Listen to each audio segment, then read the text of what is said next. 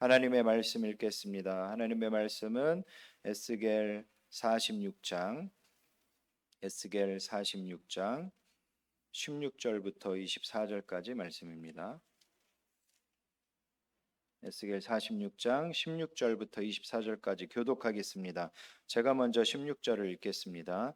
주 여호와께서 이같이 말씀하셨느니라. 군주가 만일 한 아들에게 선물을 준즉 그의 기업이 되어 그 자손에게 속하나니 이는 그 기업을 이어받음이니와 군주가 만일 그 기업을 한 종에게 선물로 준즉 그 종에게 속하여 희년까지 이르고 그 후에는 군주에게로 돌아갈 것이니 군주의 기업은 그 아들이 이어받을 것임이라. 군주는 백성의 기업을 빼앗아 그 산업에서 쫓아내지 못할지니 군주가 자기 아들에게 기업으로 줄 것은 자기 산업으로만 할 것임이라. 백성이 각각 그 산업을 떠나 흩어지지 않게 할 것이니라.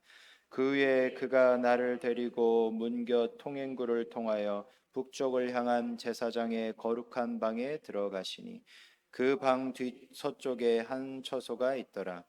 그가 내게 이르시되 이는 제사장이 속건제와 속죄제 희생제물을 삶으며 소제제물을 구울 처소니 그들이 이 성물을 가지고 바깥들에 나가면 백성을 거룩하게 할까 함이니라 하시고 나를 데리고 바깥들로 나가서 나를 뜰 내 구석을 지나가게 하시는데 본즉 그 뜰 매 구석에 또 뜰이 있는데 뜰에 내 구석 안에는 집이 있으니 길이는 40척이요 너비는 30척이라 구석의 네 뜰이 같은 크기이며 그 작은 네 뜰 사방으로 돌아가며 부엌이 있고 그 사방 부엌에 삶는 기구가 설비되었는데 함께 읽겠습니다.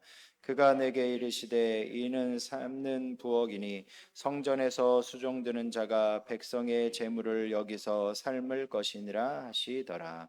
아멘.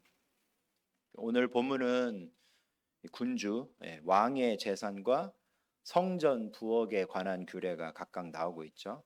이 규례들은 우리의 소유와 인간관계를 어떻게 이해해야 하는지를 말해주고 있습니다. 하나씩 살펴볼게요. 첫 번째로 우리의 모든 소유는 하나님의 다스림을 위해 주어진 것이라는 걸 말해주고 있어요. 16절부터 18절까지 보면 왕이 아들과 신하와 백성들의 재산, 기업, 이 소유를 어떻게 처리해야 하는지를 말해 주고 있습니다. 각각 그 처리 방식은 다르지만 공통점이 있어요. 그게 뭘까요? 그 모든 소유들, 기업은 하나님이 주신 거라는 사실이에요.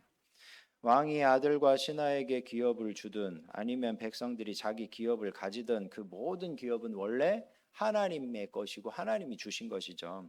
그래서 18절에서는 왕이 백성의 기업을 빼앗으면 안 된다고 말하는 거예요. 18절을 보세요. 군주는 백성의 기업을 빼앗아 그 산업에서 쫓아내지 못할지니라고 말해요. 왜 그럴까요?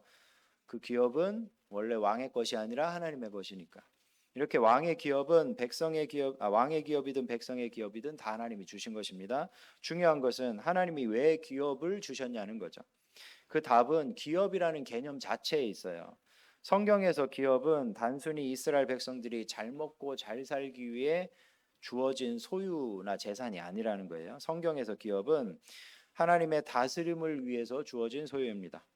하나님은 이스라엘에게 가나안 땅을 기업으로 주셨죠. 그 목적이 무엇이었나요? 거기에서 잘 먹고 잘 살기 위한 뿐만 아니라 궁극적으로 그 땅이 하나님이 다스리시는 땅이 되도록, 그래서 우상을 숭배하는 열방이 하나님이 다스리시는 땅이 어떤지를 보여주도록, 하나님이 누구신지를 드러내도록 가나안 땅을 기업으로 주신 것입니다. 우리도 마찬가지예요. 우리의 기업은 무엇일까요? 하나님이 주신 모든 것들이에요. 소유, 집, 차, 돈, 우리가 가지고 있는 모든 소유입니다. 하나님은 그것들을 왜 주셨을까요? 물론 우리가 잘 먹고 잘 살게 하기 위해서 주셨어요. 하지만 우리는 늘 궁극적인 목적을 생각해야죠. 목적은 하나만 있지 않아요. 모든 것에, 모든 물건들도 마찬가지고 우리 인생도 마찬가지지만 목적은 다층적으로 있어요. 단기적인 목적, 일시적인 목적이 있고 궁극적인 목적이 있어요. 항상 궁극적인 목적을 생각해야 돼요. 하나님이 우리에게 주신 모든 소유물, 그 궁극적인 주신 목적이 무엇일까요? 하나님의 다스림을 우리 삶 가운데 드러내도록, 그것들을 사용하면서 하나님의 다스림을 드러내도록, 우리는 어떻게 집으로 우리 다 사는 집이 있잖아요. 집으로 하나님의 다스림을 드러낼 수 있을까요? 그 집 안에서 사는 우리 가족이 돈과 명예와 권력이 아닌 하나님만 섬기는 가정이 되면 되는 거예요. 또 자동차 뭐 가지고 계실 수 있죠. 자동차로 어떻게 하나님의 다스림을 드러낼 수 있을까요? 자동차로 하나님께서 기뻐하시는 곳을 다니면서 또 몸이 불편하고 힘든 사람들을 도우면서 그렇게 사용하면 되겠죠. 또 돈으로 어떻게 하나님의 다스림을 드러낼 수 있을까요? 그 돈을 하나님의 영광을 위해서 사용하면 되겠죠. 이렇게 하나님은 그분의 다스림을 드러내라고 우리의 소유물들을 주셨습니다. 그렇다면 그 소유가 작든 크든, 난 작으니까 뭐 아니야, 이게 아니라 작든 크든 하나님이 주신 것이기에 하나님의 다스림을 드러내는 데 사용할 수 있길 간절히 소망합니다. 두 번째로, 오늘 본문은 우리의 인간 관계가 하나님과의 신실한 교제를 보여준다는 거예요. 우리의 인간관계는 하나님과의 관계를 반영하고 있다는 거죠.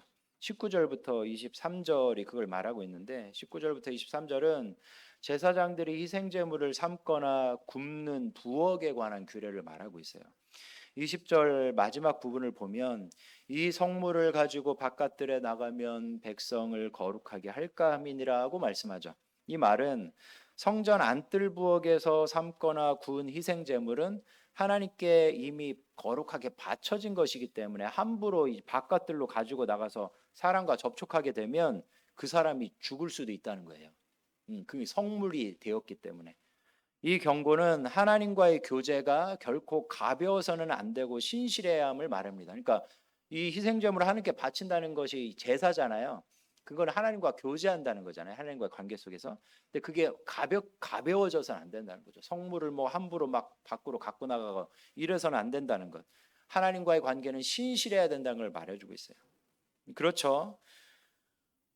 하나님은 마치 초등학교 동창 만나는 것처럼 교제할 수는 없죠. 우리가 하나님과 친밀하게 교제할 수 있지만 무슨 초등학교 동창 만나는 것처럼 뭐 그렇게 농담이나 잡담으로 교제할 수 없죠. 그분은 우리의 창조주시고 전지전능하신 분이잖아요. 그분과의 교제는 경건하고 신실해야 돼요. 중요한 것은 하나님과의 신실한 교제가 우리의 인간관계에 투영이 된다는 거예요. 24절을 보세요. 24절을 보면 이는 삶는 부엌이나 성전에서 수종드는 자가 백성의 재물을 여기서 삶을 것이니라고 말해요. 20절의 부엌이 성전 안뜰의 부엌이었다면 이 24절의 부엌은 성전 바깥뜰의 부엌이에요. 안뜰이 있고 바깥뜰이 있는데 부엌이 각각 있었던 거예요. 이 바깥뜰 부엌에서는 무엇 때문에 재물을 삶거나 구웠을까요? 백성들과 그 재물을 나눠 먹기 위해서 삶거나 구웠어요. 그러니까 재물을 뭐 소 한 마리를 바쳤다면 소의 일부 이렇게 다 태워서 소의 일부는 제사장에게 돌리고 나머지는 또 이 백성들이 삶아서 구워서 먹었다는 거예요. 그러니까 성전 바깥들의 부엌은 백성들의 식사 교제를 위해서 존재했던 거예요. 식사 교제. 그렇다면 이 식사 교제는 뭘 의미할까요? 우리가 하나님께 제사를 잘 드렸으니까 하나님과의 관계를 신실하게 잘했으니까 이제 우리끼리는 편하게 잘 먹어보자일까요? 그렇지 않습니다. 이 식사 교제는 성전 안뜰 부엌에서 하나님과 신실하게 교제했던 것처럼 이제 백성들과의 교제도 신실하게 해야 된다는 걸 가르쳐 줘요. 우리는 예배 가운데 하나님과 교제할 때만 하나님의 백성이 아닌 거죠. 이렇게 교회에 나와 있을 때만 하나님의 백성이 아닌 거죠. 우리가 바깥에서 서로 만날 때도 하나님의 백성이에요. 따라서 서로 만나 음식을 먹든 커피를 마시든 무엇을 하든 우리의 교제는 하나님의 백성으로 하는 교제예요. 그렇다면 우리의 교제는 하나님과의 교제를 반영할 수밖에 없어요. 우리 평소 우리가 하나님과 어떤 교제를 하고 있느냐가 우리 서로의 교제를 보여준다는 거예요. 하나님을 사랑하는 사람은 서로를 사랑합니다. 하나님과 평화로운 사람은 서로와도 평화롭습니다. 하나님과 친밀한 사람은 서로와도 친밀해요. 하나님께 경건한 사람은 서로에게도 경건하고 신실합니다. 맞아요. 우리가 하나님과 어떻게 교제하느냐가 서로를 대하는 모습으로 나타나는 거죠. 우리가 서로를 함부로 대하거나 서로에게 함부로 말하지 않는 이유는 우리 모두가 하나님과 신실하게 교제하는 하나님의 백성이기 때문에 그래요. 우리 교회는 75년 됐잖아요. 서로가 서로를 너무나 잘 알고 어릴 때부터 봐왔잖아요. 그러니까 이게 말이 나가는 게 쉬울 수 있어요. 저는 그거 이해합니다.